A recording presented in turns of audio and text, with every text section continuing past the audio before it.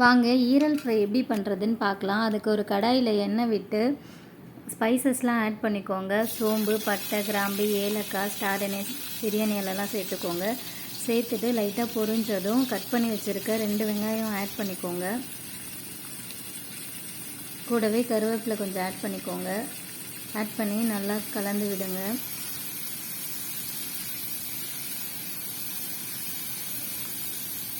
இந்த அளவுக்கு வதங்கினதும் இது கூட தக்காளி சேர்த்துக்கலாம். நம்ம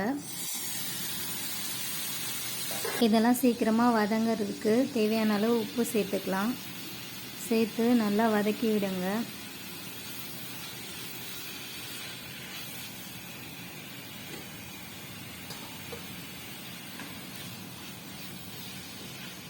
இப்போது இதில் தேவையான மசாலா பொருள்லாம் சேர்த்துக்கலாம். 1 ஸ்பூன் இஞ்சி பூண்டு பேஸ்ட்டை சேர்த்துக்கோங்க. மஞ்சத்தூள் 1/4 ஸ்பூன் சேர்த்துக்கோங்க. கரம் மசாலா 1/2 ஸ்பூன் சேர்த்துக்கோங்க. 1/2 ஸ்பூன் தனி மிளகாய் தூள் சேர்த்துக்கோங்க. சேர்த்து நல்லா மிக்ஸ் பண்ணி கொடுங்க.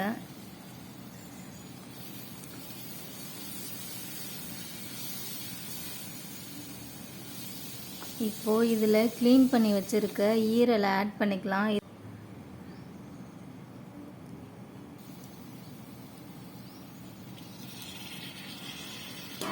ஈரலை ஆட் பண்ணிவிட்டு நல்லா வதக்கி விடுங்க. தண்ணிலாம் இந்த டிஷ்க்கு ஊற்றவே தேவையில்லை.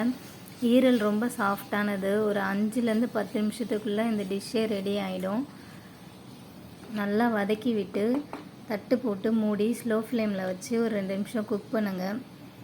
2 நிமிஷம் கழித்து திறந்து விட்டு நல்லா அடி பிடிக்காமல் நல்லா ஃப்ரை பண்ணி விடுங்க. உங்களுக்கு இந்த கரண்டி வச்சு நீங்கள் லைட்டாக குத்தி பார்த்தாலே தெரியும் வெந்துடுச்சானிட்டு. 2ஆக உடஞ்சதுன்னா நல்லா வெந்துடுச்சுன்னு அர்த்தம். மல்லி புதினா தழை சேர்த்து ஒரு முறை நல்லா வதக்கி விடுங்க. இன்னொரு முறை நம்ம மூடி வச்சுக்கலாம்.